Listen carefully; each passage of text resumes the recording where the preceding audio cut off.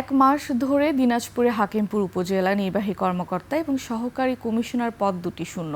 এতে স্থবির হয়ে পড়েছে পুরো উপজেলার দাপ্তরিক কার্যক্রম। নিয়মিত কর্মকর্তা না থাকায় ভোগান্তিতে সেবাগ্রহীতারা। হিলি প্রতিনিধি সালাউদ্দিন বকুলের তথ্য ভিডিওতে আরও জানাচ্ছেন উপমা রায়। শূন্য উপজেলা নির্বাহী কর্মকর্তা ও সহকারী কমিশনারের অফিস কক্ষ। আসছেন সেবাগ্রহীতারা, কিন্তু পাচ্ছেন না সেবা।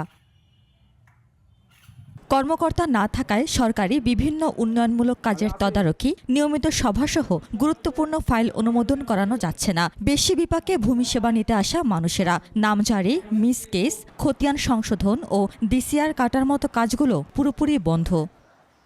সিলিন্ডার না থাকায় আমার এই কাজগুলো কিন্তু হচ্ছে না। আমি এটার জন্য ভোগান্তির শিকার হচ্ছি। 2-4 দিন পর পর আসি, 40 টাকা করে আমার ভ্যান ভাড়া লাগে। আমি তো একটা গরিব মানুষ। নামজারি এবং ভূমি সংক্রান্ত সেবাগুলো, সেই সেবাগুলো পরিপূর্ণভাবে পাচ্ছে না। হাকিমপুর উপজেলাতে ইউএনও ও এসিলেন্ট মহাজের নিয়োগ দেওয়া হোক। দ্রুত সমস্যা সমাধানের দাবি সংশ্লিষ্টদের।